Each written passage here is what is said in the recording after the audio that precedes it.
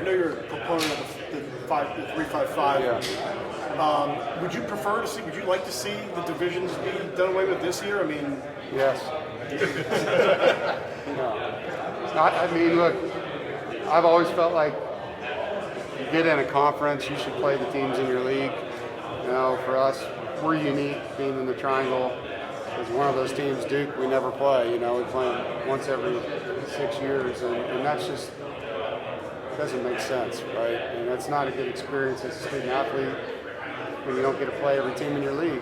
You know, especially if I'm from Virginia and I never played Virginia or Virginia Tech, like that can happen. Like literally, a kid can go to NC State, play for 5 years, and not play those teams. And I also think, you know, having the best two teams play each other for the championship in the end is great. That's how it ought to be. And instead of having a team that's 12-0 play a team that might be 7 or 8 win team, and we got a 10 win and an 11 win team at home, like let's put the best two teams on the field and let them figure it out. You know, so I'm excited about it. You know, and could have happened this year, would have been great. Obviously, that's not realistic. I'm glad it's coming. That's the upside. The downside is that a 110-year rivalry with Wake Forest is going to end because you only play them every few years. I mean, how disappointing is that? And would you be interested in scheduling them as a non-conference the way they did with UNC last year? Yeah. I mean, you never want to see rivalries end. I mean, that part of it's disappointing. Our schedule's filled out, so I mean, there aren't any opportunities to add teams in the non-conference slots right now that match up with them. So, you know, that's really not a realistic thing for us. Dave, the running back depth chart takes a little bit of a hit. Jordan Houston comes up, had some explosive runs a couple years ago. Do we expect to see a change in the run-pass ratio because of some of his proven experience out wide? I don't know the answer to that yet. You know, I mean, we're excited for Jordan. Jordan's waited his turn. We're very excited about what he can do with the football. He played well for us when he played a lot a few years ago. That room has some good players in it, just haven't had an opportunity, and that's what this is. It's their opportunity. So I'm excited to see them. And I know they feel like they've got something to prove in that room, and they're looking forward to doing it. You're entering your 10th season at NC State. When you first signed on, did you think that would be possible to be there that long? Pretty unique when you think about the circumstances of college. Yeah, I mean, I've never lived anywhere in my life for 10 years, so I wouldn't have been able to say that's possible even as a kid. I didn't live somewhere for 10 years, so. And in this profession, as you guys know, it's very rare to have the opportunity to coach somewhere that long. So I'm blessed. You know, I feel very fortunate that NC State has stood by me, and I've had opportunities to leave and chosen to stay for the same reason they chose to keep me. I think it's a good fit, you know, and I love it here. I love living in this state, the opportunities you have as a resident here in a car where you can be in the ocean or be on a mountain or be in a lake in the same day, and the people, the culture, the food, the music, all of it, you know. So we're home and look forward to being here for a long time. Do you have any sense of how many guys on your team have signed NIL deals and how much do you keep track of that? I couldn't answer that. I don't know the numbers. I'd be lying. Several of our guys are involved in it. I think it's great for the guys on our team that they have an opportunity to generate revenue because of how they do on the field and off the field. And several of them, as you guys know, you follow our guys on Twitter, you know who's in it and who isn't. There was some sense that there needs to be some national regulation or some more guardrails put in place. What would you like to see done with NIL? Well, I don't think it was created to be an inducement in recruiting, and that's where they need to step in. To me, it's about the guys that are on your team that are earning it on the field or in the classroom or in the community. And that's what it was created for. It was created because you had quarterbacks signing autographs for 8 hours and getting no money out of it, you know, and they deserve an opportunity to generate income, but it shouldn't be a part of recruiting, and hopefully the NCAA can get their arms around that. Dave, did the trip to Mississippi State and all the cowbells and the decibel level prepare Devin for his first start at Clemson? Yeah, probably so. That was a great environment, yeah, so but Devin's been down there before. He knows what it's going to be like, and yeah, I mean, I'm excited. It's a great environment playing at Clemson. We're excited to have that opportunity this year. Maybe Drake just talked about having that 10th win potentially pulled from under him last year. Yeah. And being the first team in ACC history to do that. How much of that is a driving factor for this team going forward this year? It's a huge factor. I mean, I think people don't understand. It wasn't just losing the opportunity to play the bowl. It was losing the opportunity to get a 10th win that created the issues we had, and the way that it was handled more than anything. Not by the bowl. The bowl people were great, by the opponent. So yeah, I mean, we had a chance to do something that's been done one time in 135 years at a school, and felt like that opportunity wasn't presented for the wrong reasons. And I'm not saying that COVID was a bad reason. We understand that COVID is real, and felt for the kids on their team that had it.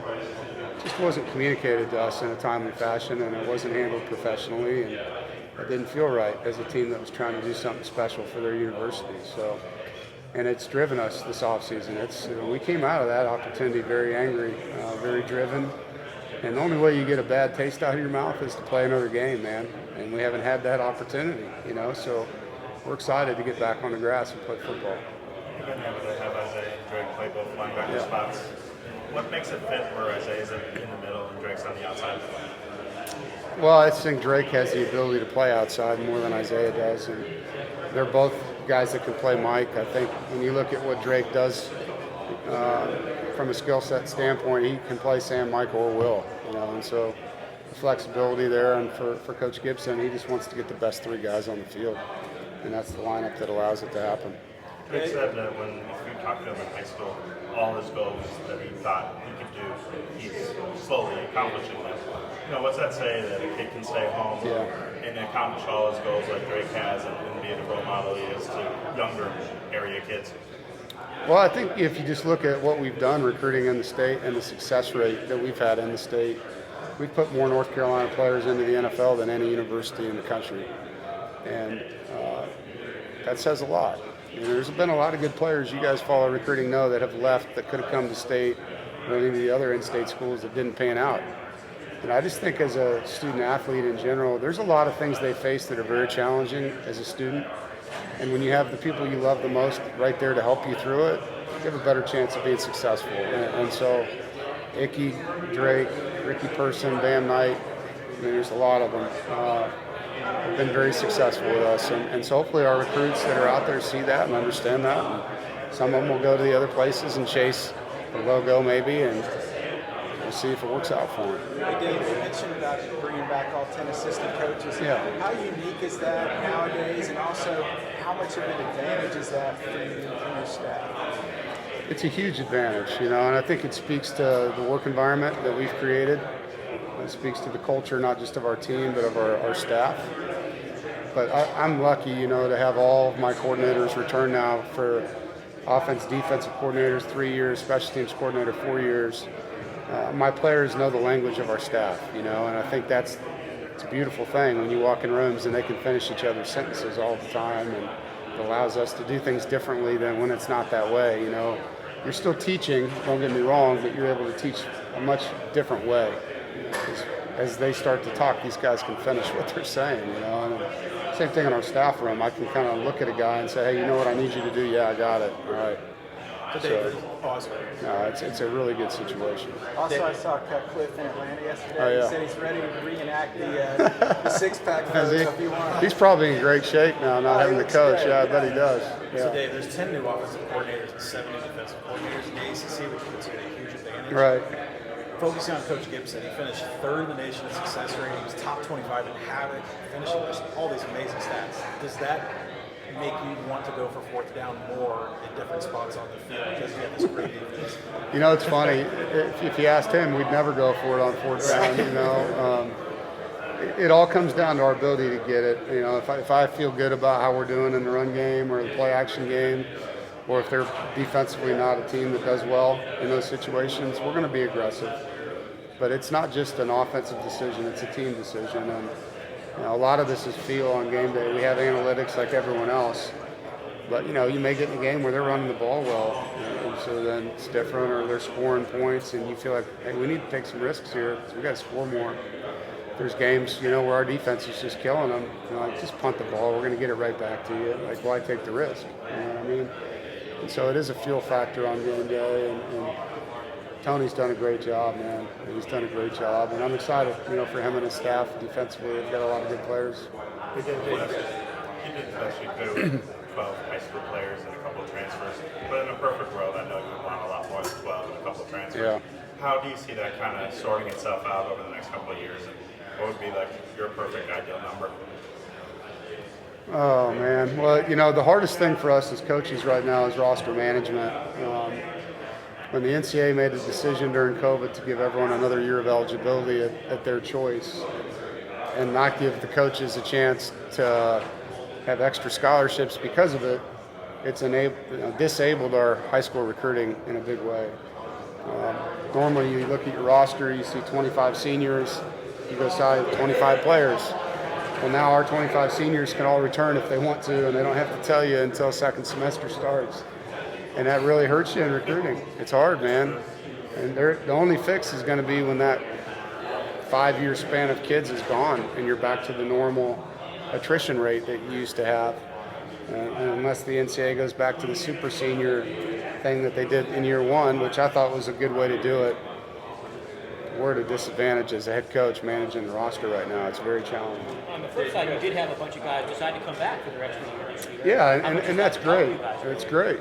It is. It's tremendous, but it still hurts in roster management, Yeah, I mean, I'm blessed to have these guys back and excited to coach them, but the question was regarding recruiting, and recruiting is not a blessing. It's very difficult to manage your roster right now. So in terms guys of do the ball more often in conference play than anybody else took back. Like, is that something that was personnel based last year? Or is that one that this is going forward? Yeah. What do you guys think? Well, it starts with your guys. I mean, if they're not good ball catchers, you're not going to do it, But Ricky and Bam catch the ball well in the backfield. You'll see the same thing with Jordan Houston and Demi and Delbert. Those guys can catch. Michael Allen. So you take advantage of the skills of your players, in my opinion, as a coach. And if we had guys that weren't good at that, then you wouldn't see that. You'd see the ball going in different guys' hands. So that's what we have to do, is look at who can make the plays and give them the opportunity. So in terms of recruiting, and what we were just talking about with like players coming in and going and all that good stuff, NC State used to be known as a player development program where you would make the best out of what you got with guys who weren't necessarily a higher caliber. Now y'all are hitting y'all stride a little bit, getting those higher caliber guys at a higher frequency than you did earlier in your tenure. How does all of that kind of come together with you having success on the trail as well as Thunder and your coaches sticking around and developing that talent? Yeah, I think we have to do both. We have to take guys and develop them. Even if they're a 4-star player, they're going to need development. I don't think we can rely on how good they were in their rankings in high school to know that they're going to be good for us now. And the minute we say that we're not good at developing players is probably the minute that I get fired as a coach.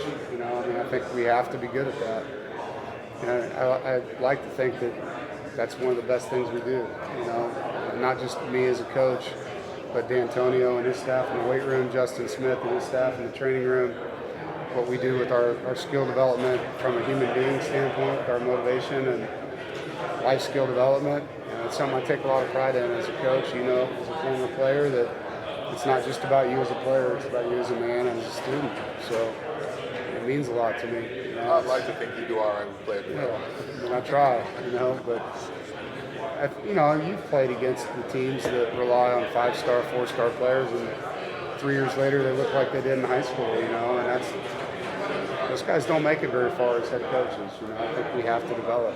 Speaking of recruiting, coach, you went back and talked to yourself when you were becoming a head coach and said your recruiting staff's actually going to have as many people on it as your coaching staff. What would you have said at the time?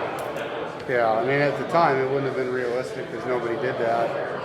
It makes sense now, as you start to get into this, and particularly with the way recruiting is with social media, you need a lot of people. You didn't used to need a lot of people because you were writing a handwritten note or calling somebody on the phone. But now it's 24/7 on the phone communication with these guys. And you need those people that can do it. Otherwise, you'd never coach. And obviously, we still need to coach. You were last year. I'm sorry, there's 3 people talking. I'm guessing there was a purpose to have Belton start the swing game. Would you want him? Did you give him kind of like the push, or you want him to be the left tackle? Or motivated him to be the left tackle? It has nothing to do with what I want. It's what they earn. And he was playing well, so he gave him that opportunity.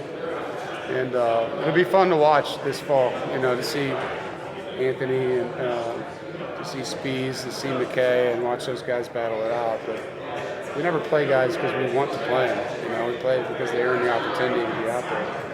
The institution, the administration is intimately involved in the hiring and governance of college athletics. These are playoff committee, Chancellor Woodson's on various NCAA leadership. Where do they and you see the future of college football, specifically the ACC? Yeah. Well, I'm lucky to have them as leaders at our university. I can tell you that. I work for two tremendous human beings, you know, and I've had longevity with both of them. And so it's nice to have that trust factor. And I'm proud that they're on those committees, you know, to help not just us, but college football and the direction, because it needs change. There's a lot of things that need to change right now, and we're working with antiquated rules and antiquated calendars, and there's a lot of things that need to get updated in our profession. And so I'm glad they're doing that. To answer your question, I don't know. They're not telling us what they're going to do. You know, I wish they would. I wish that we'd be even included. These transformation committees, they're committees, you know, and there's one or two coaches that get access, and I'm not one of them. So, you know, until they start releasing that information, it's pretty behind the doors right now. Are you confident in the ACC's future? Oh, yeah. Yeah, I feel great about it. I mean, you got $120 million penalty to leave our league until 35. That's a lot of money. So I feel really good about it. Dave, you arguably have the best linebacker core in all the nation, but a big part of that is the defensive line being able to get a hand on two defenders. There's a turnover on the defensive line. Is there a player on the defensive line that's not being talked about right now that maybe a year from now we're talking about? Well, we only lost one starter on the D-line, so there's really not a turnover there. Daniel Joseph was a good player for us, and we lost Daniel. But, you know, you got Savion Jackson back, you know, Corey Durden, C.J. Clark, Gavin Van, Josh Harris. There's some guys that played a lot of football over there for us, you know, and then we're excited about Travali Price as a young defensive lineman and Claude Larkins. So, yeah, and there's some good players on that front, man. As good as you guys were last year, do you have a sense if the team is even more driven this year to just take that next step from winning season to a division? Yeah, their motivation level is a 10, for sure. Just a bit of a digression from the current conversation. I wanted to ask you about Jeff Stolther. Yeah. He was part of. He's part of the. Hank Walker. Yeah, exactly. He was part of the newest crop of WWE Performance Center recruits. Made his TV debut earlier this month. Is that the trajectory you saw for him, or? No, but I'm happy for him. You know, he was a high school wrestler. He always loved that. So, and he's always had a big personality. He'll be great at it. It's fun to see. Coach, one of the things that has changed over the years for you as a head coach is you guys have had to, whether you want to or not, take over like a CEO role as your organization keeps growing. Yeah. With all the changes we keep asking you about and players, your assistants, how do you as the CEO keep your assistants sane? For guys who got into this because they wanted to coach football, make that, but so much has been added to your world. How do you keep your staff sane, on track, and just focus on football? Well, you have to give them the resources to delegate some things, for one, you know, because they can't do it all. Sometimes you got to talk them off a cliff, man. I mean, there's a lot of bad stuff going on, in my opinion. And so, you know, you want them to do what they joined the profession to do, and that's mentor and coach and develop and recruit and retain young people, you know. And so I try to take things away from their plate that I know they don't want to do, or you know, hire people that can help them with those types of things and provide the support that they need to be successful. Hey, were you happy to see the rivalry with Clemson stay and be one of the permanent opponents? Yeah, I mean, it was a trophy game, so I assumed it would, you know. Us and UNC, I knew it would stay. I didn't know if we'd have, you know, Duke or Wake or somebody, Virginia Tech or Virginia. I thought we'd have one of those other teams. I'm excited it's Duke. You know, I'm disappointed, I guess, we don't get Wake every year because of the rivalry there, but I've only got to play Duke twice in my 10 years here, and one of them was because of COVID that we got to play them. So they're 30 minutes from my door. You know, it's nice to be able to play them a little bit more. But I think we'll still see Wake, it sounds like, every 3 out of 4 years or 2 out of 4 years. And just beating Clemson last year, just what did that mean for the program? it's a big step. I think until you do it, it's not something that you're used to doing. It's an intimidating thing. Maybe there's a blockade there somewhere mentally for the players or the coaches, and once you knock somebody off like that, you're like, yeah, it's something that we expect to do now. You know what I mean? We've been in tight games with them in my tenure 4 times and hadn't gotten it done, and so to be able to, I guess, take that play and finally make it at the end was a huge step for the program. So they have been the gold standard. They have. Along those lines, this is insane. How often do you kind of tell them this is a good time to go on vacation, or you plan a staff vacation for a period? Yeah, I mean, look, we all need breaks. I don't care what you do for a living. I think work-life balance is important for your sustainability. And so, hey, we plan things out. I give the guys 6 months calendar in advance. They know when their time off is. We do have a staff retreat actually coming up where coaches and wives will go do something together. But I think that's, for me, like, I can't function without that. So if the boss gets to do it, the assistants get to do it. But we try to give the guys enough time to be good fathers and husbands and clear their heads and get away. Dave, how did you and Eli find him? New Jersey's not really a spot you guys pull a lot of kids from. Did you have somebody who had an in there or do something? Well, we signed Kelvin Harman, who was a great receiver for us. In that process, we made some good contacts in that state, and so we kept going back and found Devin through those contacts, which eventually led us to Josiah, a receiver we have, and led us to the running back that we have now, Demi. So, we're just trying to stay in touch with the people that have helped us in the past. Coach, your team started off perfect at home last year, 1-7-0, leaving a lot of your struggles to come away on the road. What is there about upcoming, difficult places to play that you can sort of address in game plans and schemes for the upcoming year to sort of mitigate the damage that was done last season? I don't know if it was damage that was done. I mean, we dropped a pass and didn't recover an onside kick. I mean, there's plays we could have made that had nothing to do with the stadium we were in. Just need to make the play. And playing at Miami, it wasn't a packed house. It wasn't because of crowd noise that we just didn't make the play. So it's about making plays, and you got to make them. You got to make them in every game if you want to play in the big one. And there's several games. Clemson, UNC, we made some big time plays to win those games in the final minutes. Other games we didn't. You know what I mean? So I don't think that it's because of the stadium. If you lose a game like that at Clemson, that's different because of the crowd noise, or Virginia Tech.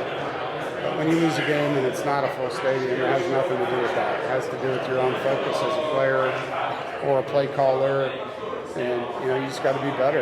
It's players and plays and coaches and play calls. That's what it is.